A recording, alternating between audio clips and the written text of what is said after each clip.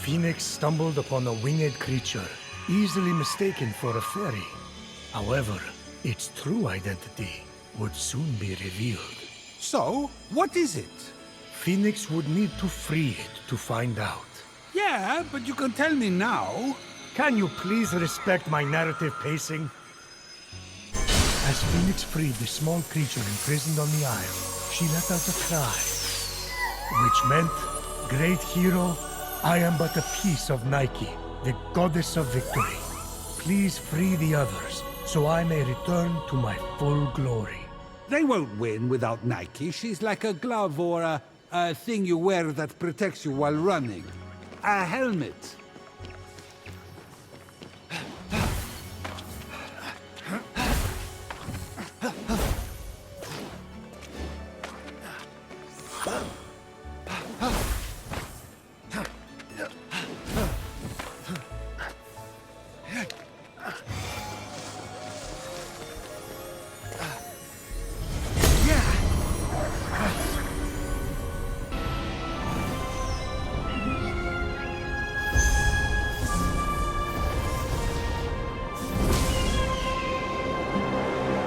What was that?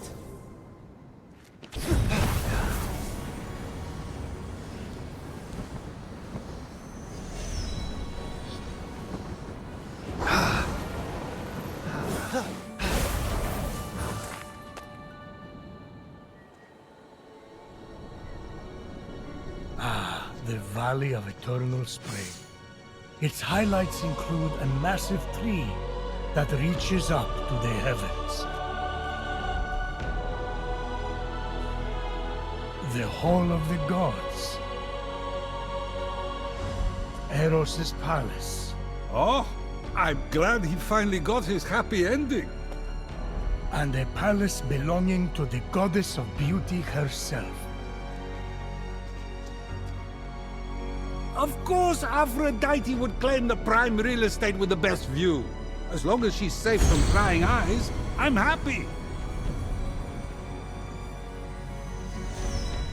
From such great heights, a fluttering of birds, feeding from the most beautiful apple tree, caught Phoenix's eye. Phoenix was about as high as I was when I thought marrying Aphrodite off to Hephaestus would stop the other gods from fighting over her. Yes, that view from Mount Olympus is something else. I haven't seen it in years. You're not getting that high again, so stop asking.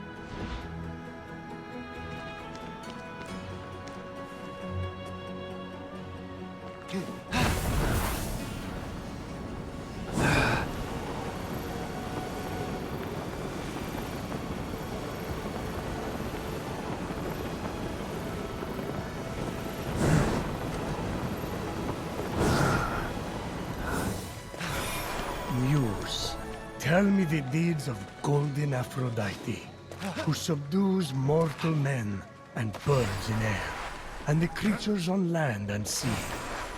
Grant me a song, stir up my sweetest passions. Hey, watch it, buddy. That's my daughter-in-law you're talking about.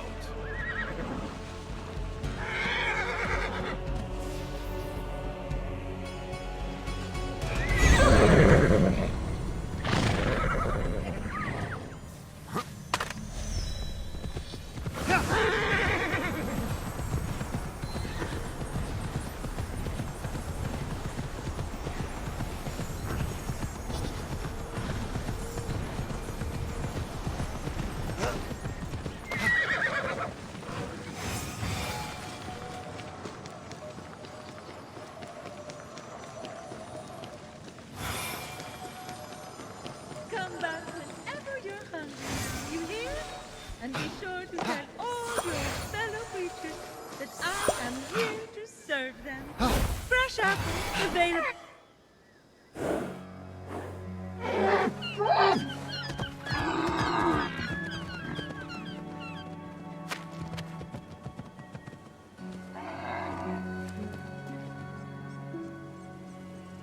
You wouldn't happen to be Aphrodite?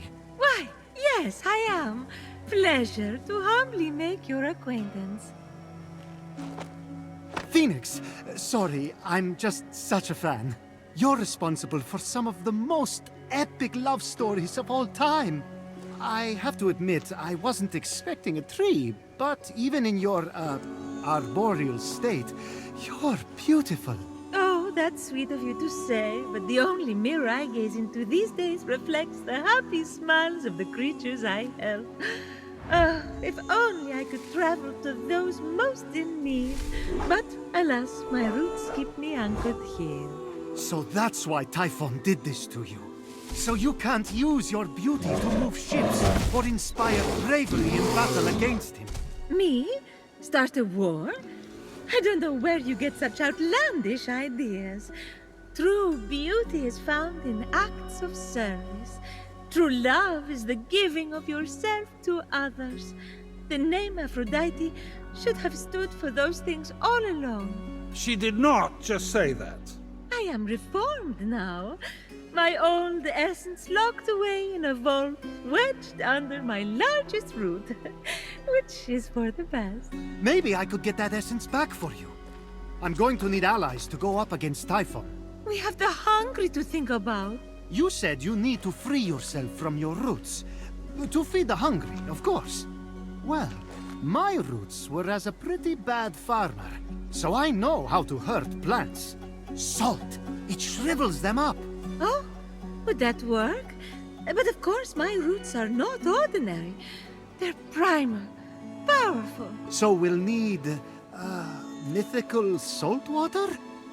Oh! This is in the prophecy! A pearl in rough seas! You were a pearl born from rough seas!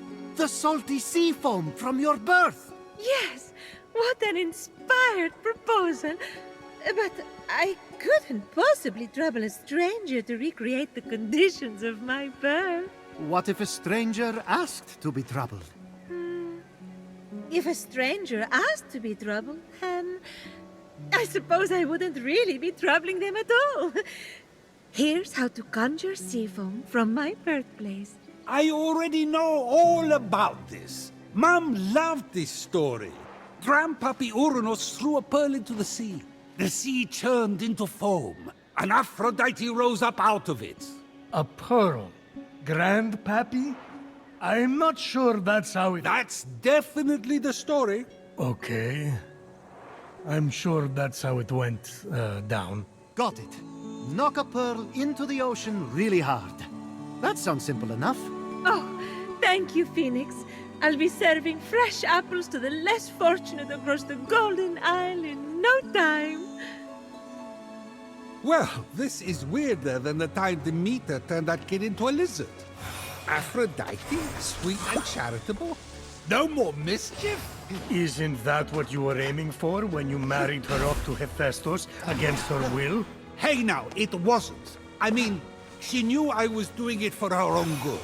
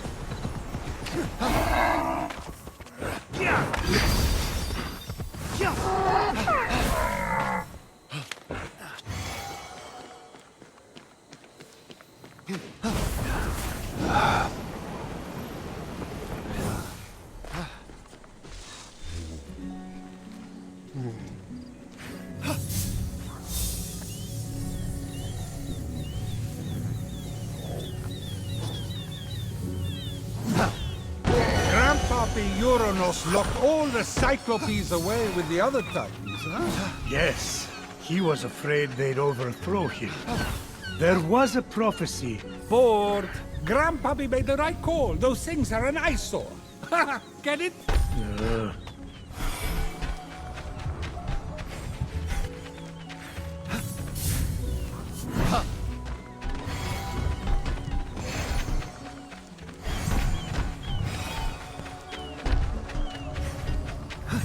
The birth of Aphrodite is a gruesome tale. Nothing gruesome about it. Grandpappy Uranus and my deadbeat dad Kronos had a battle so great it severed heaven from earth.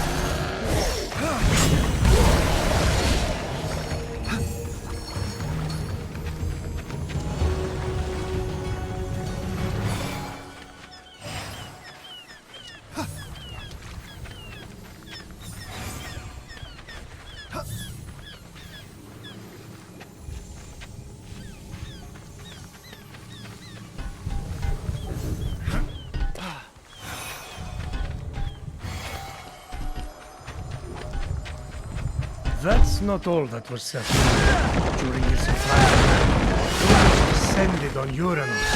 When Earth was severed from heaven, there was a great earthquake that knocked a pearl loose from its oyster. Hang on, there was no... The pearl flew from its oyster on land, and Uranus caught it and flung it out to sea with such a force that it caused the frothy foam to bubble.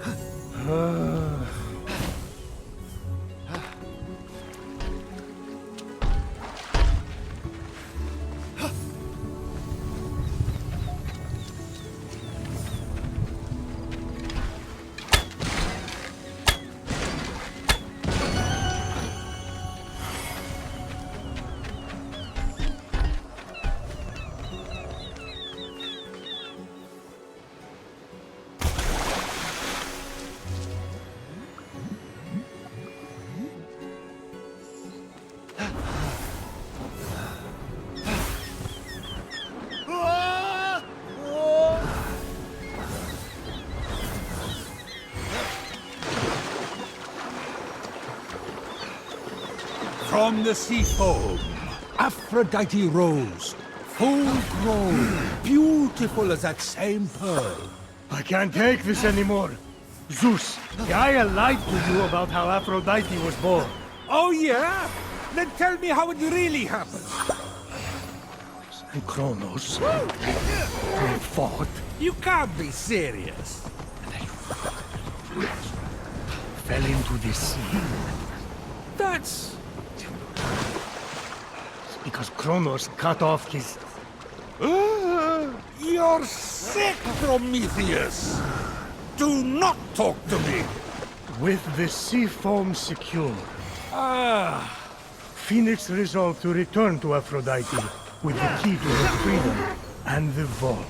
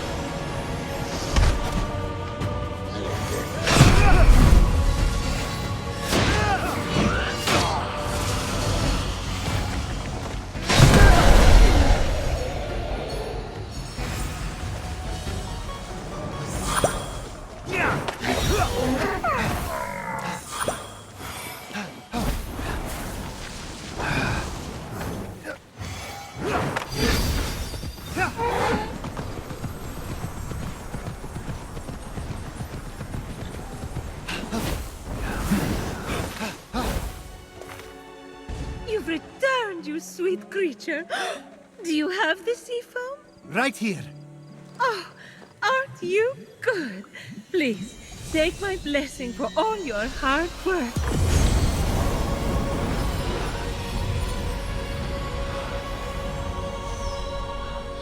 Now quick, pour the foam on my roots.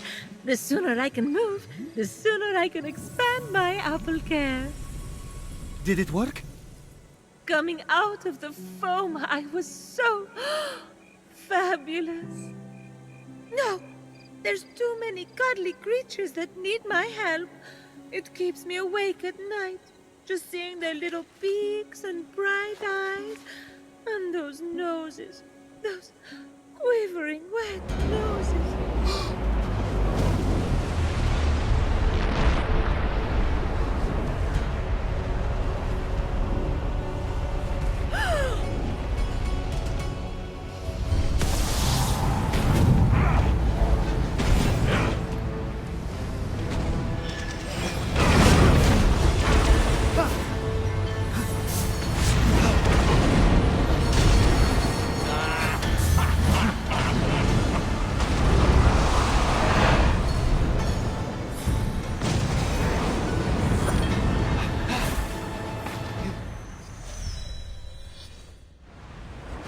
What just happened?